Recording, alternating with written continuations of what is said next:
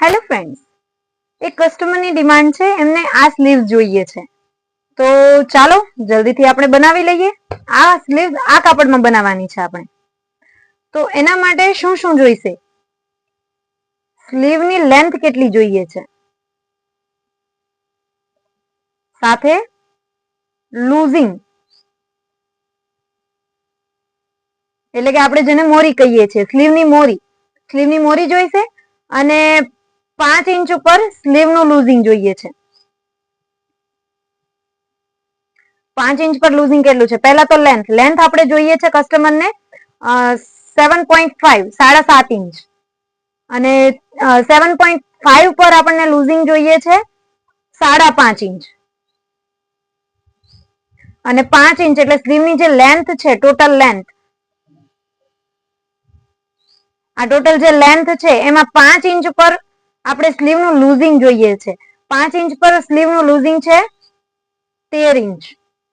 તો આ જ મેઝરમેન્ટ પરથી આપણે સ્લીવનું ડ્રાફ્ટિંગ કરીશું. તો આ પ્રકારની સ્લીવ બનાવવા માટે આપણે પહેલા તો એક સ્ટ્રેટ લાઈન ડ્રો કરી લઈએ. મેઇન ફેબ્રિક પર મેં નથી લીધું, મેં પહેલા સમજાવવા માટે થઈને બીજા અસ્તર ઉપર કરું છું, જેથી કરીને તમને સરખી રીતે દેખાઈ શકે. હવે 1 ઇંચ નીચેથી આપણે પટ્ટી વાળીશું, જ્યાં આપણે લેસ મૂકવાની છે. 1 ઇંચની પટ્ટી વાળીશું. આપણને જે ટોટલ લેન્થ જોઈએ છે એ છે 7.5 7.5 ઇંચ. હવે જ્યારે આવી રીતે ચીપટી વાળી સ્લીવ્સ હોય ત્યારે આપણે જેટલું આપણે લેન્થ જોઈએ છે એના કરતા ડબલ ઉપર જવાનું છે. એટલે 7.5 ની લેન્થ જોઈએ છે તો આપણે બીજું 7.5 ઇંચ ઉપર જઈશું. એટલે ટોટલ 15 ઇંચ જેટલી લેન્થ રાખીશું આપણે, અને 1 ઇંચ વાળવાનું, એટલે ટોટલ આપણને 16 ઇંચની સ્લીવ આપણે કટિંગ કરવી પડશે. હવે અહીંયા આવશે આપણું લૂઝિંગ. આપણે 7.5 ઇંચની સ્લીવ પર આપણને લૂઝિંગ જોઈએ છે 5.5 ઇંચ. 5.5 ઇંચ લૂઝિંગ, 1 ઇંચ સિલાઈ. બસ આ જ માર્કને આપણે અહીંયા જે માર્ક લેન્થ નું છે એની સાથે જોડવાનું છે.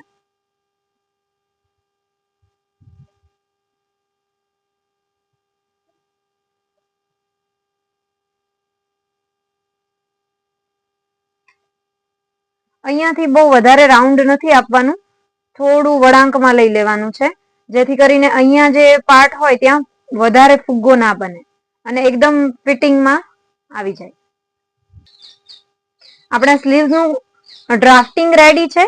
આપણે બસ આના પર કટિંગ કરવાનું છે અને આખામાં ચીપટી લેવાની છે, જે હું સ્ટિચિંગ કરતી સમયે તમને બતાવીશ.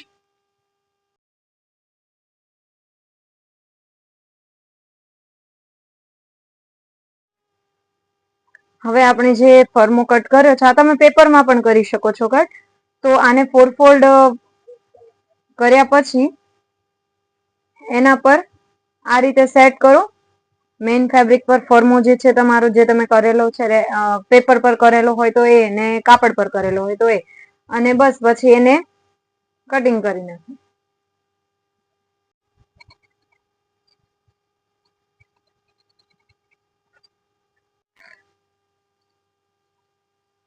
આપણી બંને સ્લીવ કટ થઈને અહીં રેડી થઈ ગઈ છે. એનો લુક કંઈક આવો છે, તમે જોઈ શકો છો.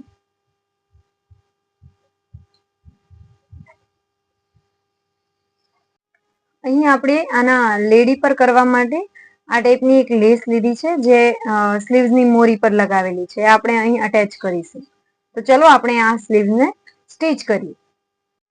સૌથી પહેલા આપણે આને નીચેથી ધાર વાળી દઈશું.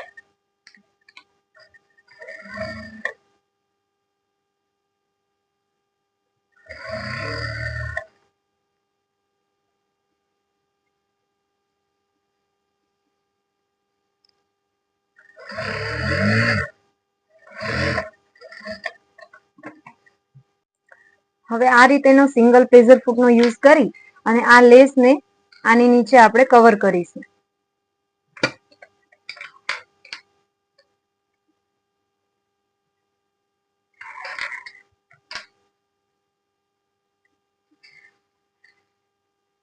લેસને આપણે એવી રીતે કવર કરીશું કે આ ઉપરવાળો પાર્ટ છે આ દેખાય નહીં બિલકુલ. એટલે આપણને ફક્ત લેસ જ જોવા મળે. આ જ રીતે પૂરી સ્લીવ્સમાં લેસ એટેચ કરીશું આપણે.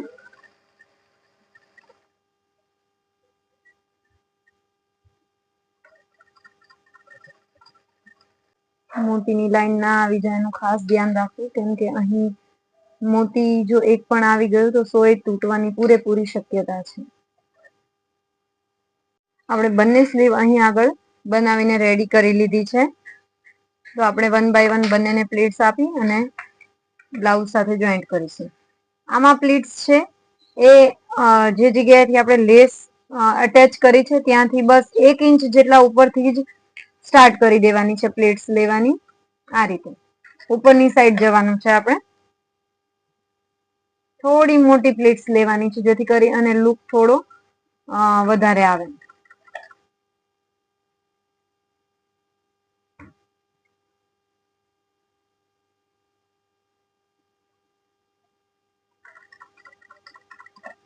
પ્લીટ્સ લેવા માટે તમે આ રીતે કોઈ સરિયાનો કે સ્ટીલની કોઈ પણ લાંબી વસ્તુનો ઉપયોગ કરી શકો છો.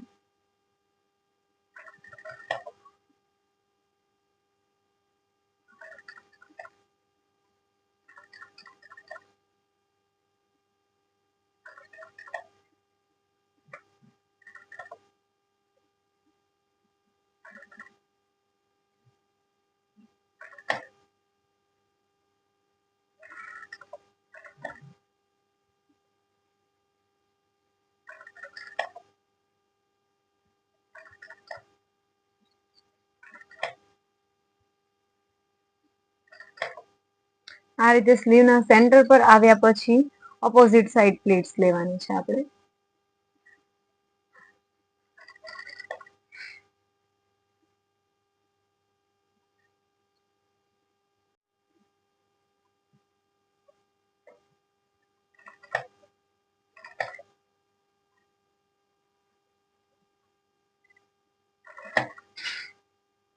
ધીમે ધીમે આ રીતે હાથેથી સેટ કરતા જાઓ.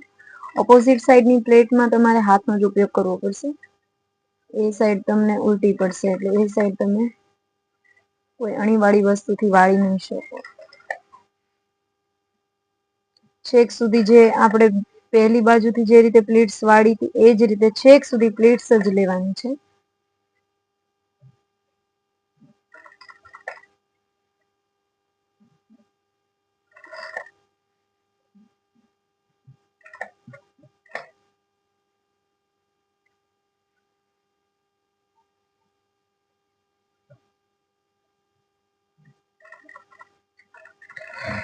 લાસ્ટમાં લોક કરી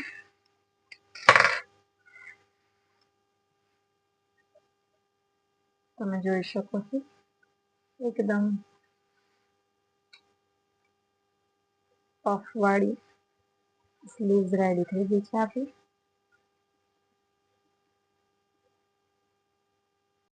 બસ આ રીતે રેડી થયેલી સ્લીવ્સને આપણે શોલ્ડરની સાથે જોઈન્ટ કરી દઈશું.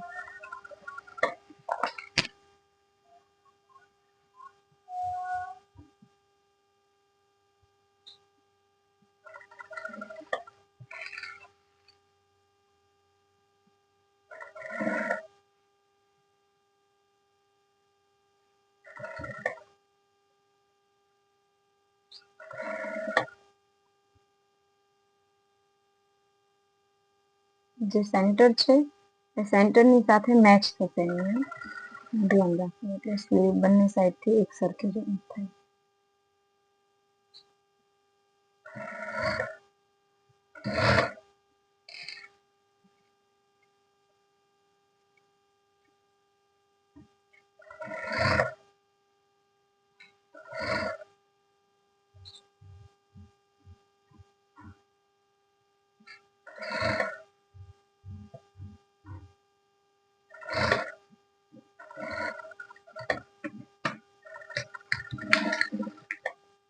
મોટી છે એટલે થોડું ધ્યાન રાખી અને સિલાઈ લગાવી જેથી સોય ના તૂટી જાય. બસ અહીંયા ફિનિશ થઈ ગયું છે સિલાઈ લગાવવાનું. બસ અહીંયા હવે પૂરા પર ઇન્ટરલોક કરી અને આ પાર્ટને અહીંયાથી પલટાવી અને આટલા પાર્ટમાં સિલાઈ લગાવી દઈશું.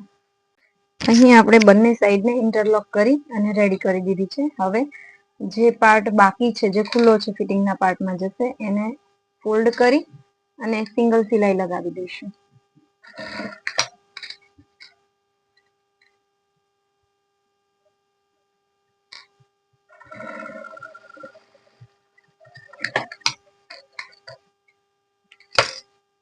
આ રીતે પાર્ટ પર સિલાઈ લગાવી દઈશું. અને સેમ એ જ રીતે બીજી બાજુના પાર્ટ પર પણ ફોલ્ડ કરી અને સિંગલ સિલાઈ લગાવી દઈશું.